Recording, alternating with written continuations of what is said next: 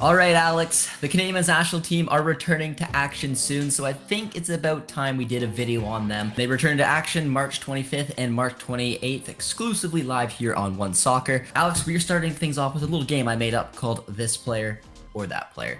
So we're going to start off with this player, which is going to be Jacob Shaffelburg. Already a few matches into the new 2023 MLS season, he is absolutely flying right now, a mullet like no other. And we're going to compare him to that player, Theo Corbeanu. So when you're looking at these two players and a potential call-up, who do you got? This answer is going to be Jacob Shaffelburg all the way. Just I think his form right now has been stunning. He hit the ground running with Nashville last year, but even then, it was a World Cup year. Canada was so focused on bringing in some of their veterans. Shaffelburg just did his thing. He was consistent. You were intrigued, but now it's a new year. If you have a great year, can you follow it up? And then so far, Jacob Shaffelburg, he's looking the part. He's looking great, and he's already got a couple goals. He's fit in so well with that Nashville system. And I think what's key with Jacob Shaffelburg is that he's done this before. He finished the year strong with Toronto FC back in 2021, but then in 2022 it didn't work out for him with the Italians coming in, him being forced to play left back. So I think this is starting to become clear that Jacob Shaffelburg can be a very useful winger. He's super high energy, super quick, but his game has grown a lot. His shooting has improved in particular, his passing, his crossing. He's really becoming the sort of purposeful all-action wingers that teams love. And I think for Canada, a team whose wingers depth is strong, certainly at the top, but maybe the depth isn't always there, I think someone like Shaffelburg could be a nice addition to that group. And you will see a bit of a trend here of comparing like an MLS player to a player over in Europe. And I think it's important because it's a nice debate that a lot of Canadian men's national team fans have, a lot of US men's national team fans have. But like Theo Corbeanu is playing for Arminia Bielefeld and hardly featuring. I thought he had a decent spell with Blackpool. I'm surprised that loan didn't continue on. He went over to Germany. I was very excited about it. But they're just in a relegation scrap, and it's just so hard for him to come in mid-season and do a lot. And then, like I said, when you have a player like Jacob Shaffelburg who is playing like in Major League Soccer, which is, in my eyes, it's definitely a growing and competitive league, and he's doing so well, like you were saying. And I also think it's worth noting when you play with a player like Hani Mukhtar, MLS MVP, this guy, in my eyes, could be playing in the Bundesliga and doing stuff there. I think when you play with a player like that, he makes people around him better. And it's not a coincidence that both goals that Shaffelburg has scored so far have been assisted from Hani Mukhtar. So I think those two will definitely come in handy.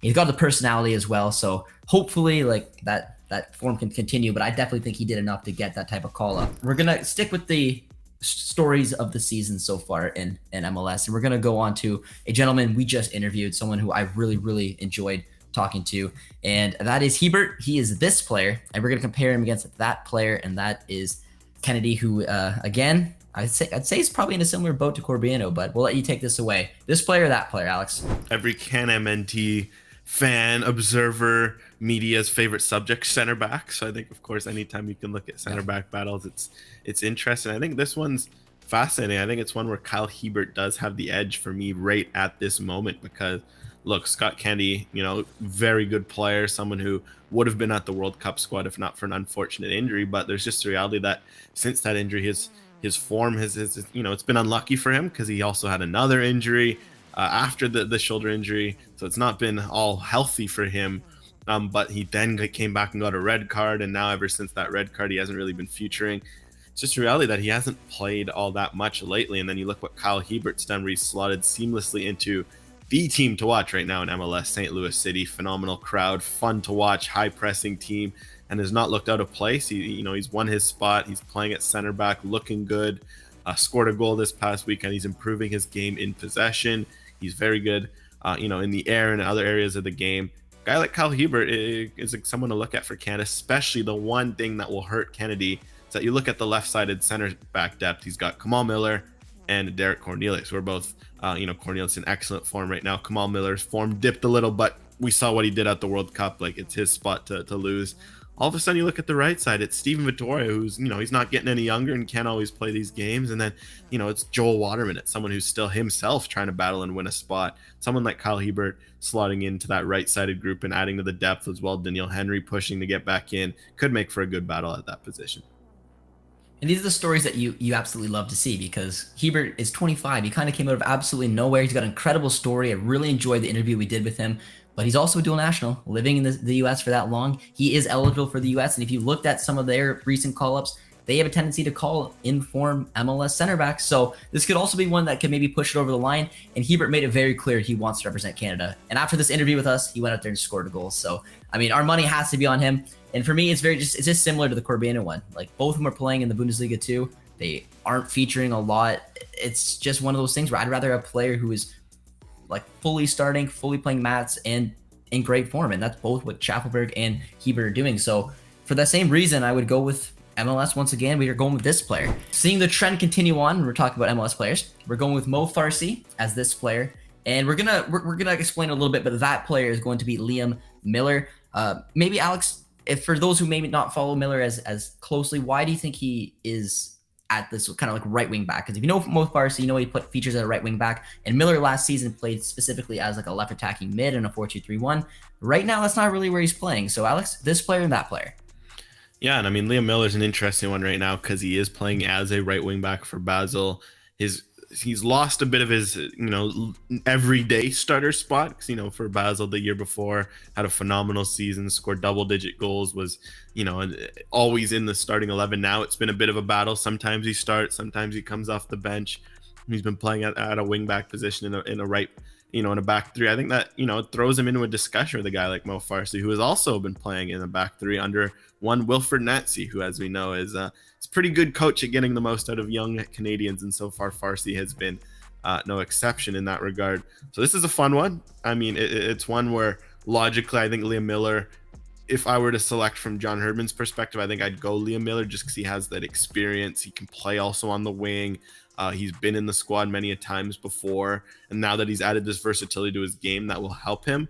But I do think it's one where Mo Farsi does make it a very interesting discussion just because he brings this sort of spark to that right wing back position that not a lot of players have in the pool. Like, he's such an attack minded player, and he loves running at guys, and he loves making things happen.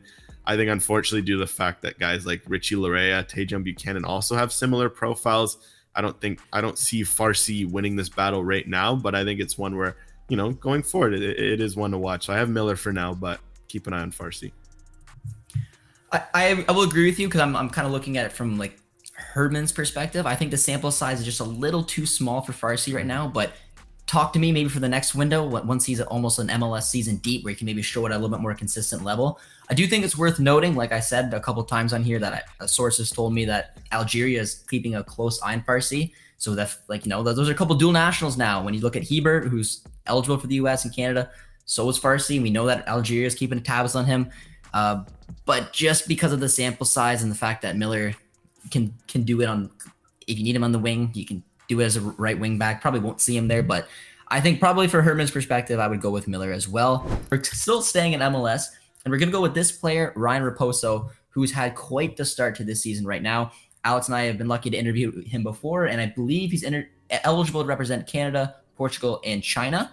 And this is a player that I think has really taken a statement start of the season right now. He's been featuring as a left back. We know we can feature as a wing back. He can play as a 10, as Alex has mentioned many times. But we're going to compare him against that player and Raheem Edwards. So we're obviously looking him more as that left back position, because that second left back is pretty open position in my eyes compared to like a Samuel Adekubi. So what are your thoughts on Raposo? I know you keep a very close eye on him. So Alex, again, this player, that player. Yeah, I love this one because it's such a nuanced one. I think it's one where, it's something where Ryan Raposo, he's emerged a lot. I still think Raheem Edwards has that edge just because his last year was so dominant for LA Galaxy at certain points. Like, when Edwards was on his game, he looked really good. But there's a reality that for Canada, if you're going up in terms of left-footed left backs, it's Alphonso Davies and Sam Adekubi. Like, that's tough. Whereas a guy like Ryan Raposo, and we were talking about this before, which is so interesting, he's so versatile, and the fact that he's been playing as a right-footed player at left back, first of all, that gives you a bit of a different look at that position. If you want maybe a bit more of an inverted threat, say if you have someone like Alphonso Davies playing higher up the pitch, and maybe you tell him to stay wide and have Raposo play inverted, that's always an option. And of course, given the fact that Raposo for the Caps has played right wing back, left back, right back, wing, 10, like the fact that he's played all those positions, you look at Canada, there's a lot of boxes to tick there. So it's something where, look, it's going to be tough for either one of them to slot in, just given that Canada has that sort of depth at left back. You're going up against Bayern Munich and a Galatasaray player now. But I think it's one where Raposo he's close in that discussion with Edwards, and the fact that he has all that versatility could give him an edge. So where Herdman could call him and be like, oh, okay, I do get some left back depth for someone like an Anakubi that isn't like a Larea slotting over and playing in a bit of an unnatural position like he did at the World Cup, which personally he can play there. He looked uncomfortable there. I'd rather see Larea on the right. And then you can also have the added benefit of, look, you bring in Raposo, he can fill in elsewhere. So, and given the fact that he's a dual national, I imagine someone like China will be keeping an eye on him, given, he's playing at a good level. It could make sense to call him in and give them apply a bit of that pressure. Like, look, we are interested in bringing him in. For me, again, just the fact that he's a dual national, and it's just like he's breaking out. You can just tell this season could be a very big one for him. You might as well. I'm absolutely pro for grabbing all the dual nationals and making our pool bigger. That is what we need. Competitive players and growing that pool. So that's one. And on top of that, just in terms of versatility, like I said, more than likely, even if it is Edwards, he's probably not featuring over like an Atakubi Davies, depending what system they play. But Raposo can be used in different varieties. So I 100% agree with you. I would go with Ryan Raposo, really liking his start to the season and hope he can continue with that. This one is an interesting one because it's a player like Sean Rea, who, again, as we know, is playing for CF Montreal. It kind of looks like he could have a season like Ishmael Kone, breakthrough, young opportunity. He did it at the CPL level. He's hopefully going to get that consistency. Now, Montreal hasn't scored yet, but give it time. Hopefully, Rea can help them do that. And we're going to put him against David Wotherspoon. Now, Wotherspoon obviously came off of a very serious injury. It was awesome to see him make it back for the national team, but he's just not quite able to find that form that made him so good with St. Johnstone. He's not featuring for them too much. Next World Cup coming in 2026. Do you want to bring in a player like Sean Rea now at the age of 20, or do you want to stick with the David Wotherspoon for a while there? Probably both for that number 10 type position. So, Alex, what do you think? This player, that player?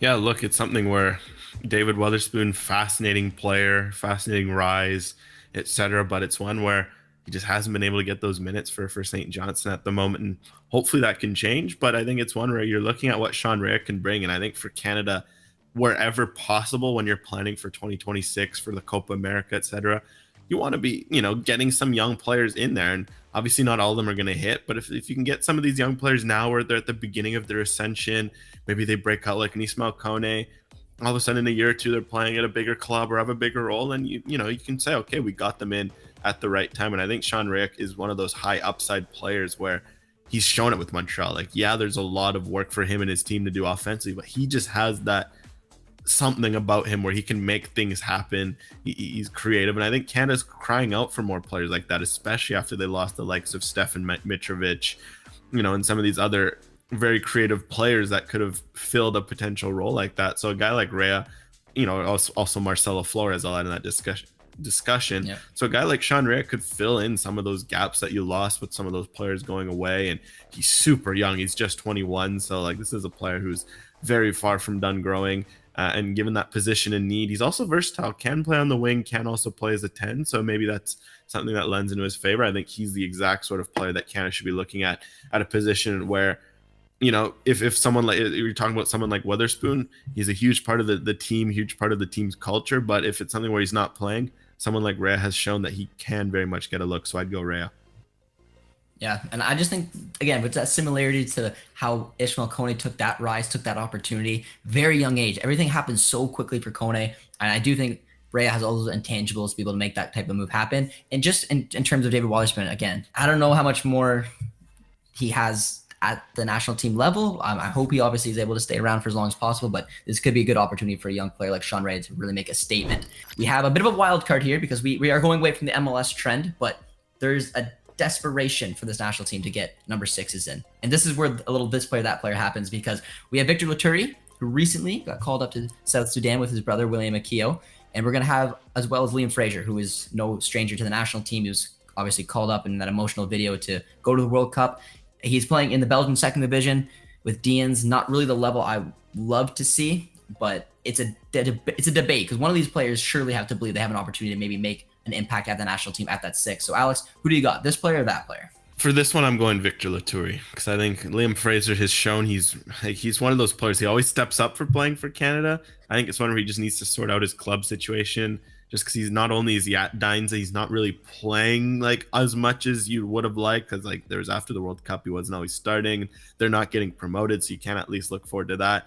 I think it's something where he might need to look like, okay, go back to MLS, go back to CPL, maybe even go. There was interest from him in like Scotland. Maybe he goes to Scotland and goes up against a Victor Loturi. But I think it's one where Victor Loturi has a lot going for him right now, and it makes too much sense for Canada not to call. First of all, there's the South Sudan links. For now, it's a provisional squad for AFCON qualifiers, but of course, if they have him on a provisional squad, that usually means some sort of talks are happening, and maybe they call him up, and if he plays in any AFCON qualifiers, he's 22, so he'd be done. He'd be permanently cap tied if he does that.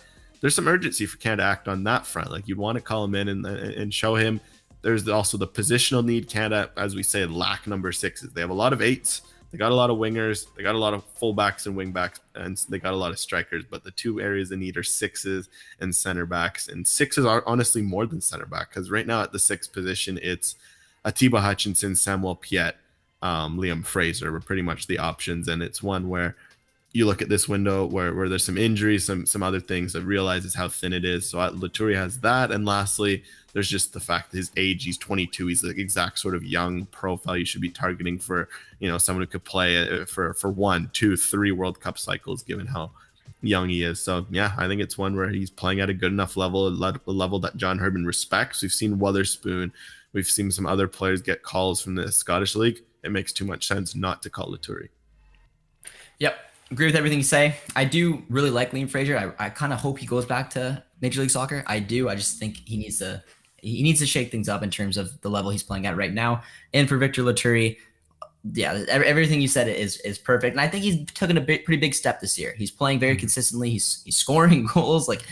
He's having an impact on the match. And in terms of number 6s, this is a young player with a bright future, and hopefully it can be for Canada. And that is all we have today, guys. Let us know down in the comments as well if you liked our picks, if there's anything you would change, and in the this player, that player debate, also let us know who you would go with. Hopefully you enjoyed this, and if you did, as always, be sure to drop a like, drop a sub, and we'll see you soon. Cheers, friends.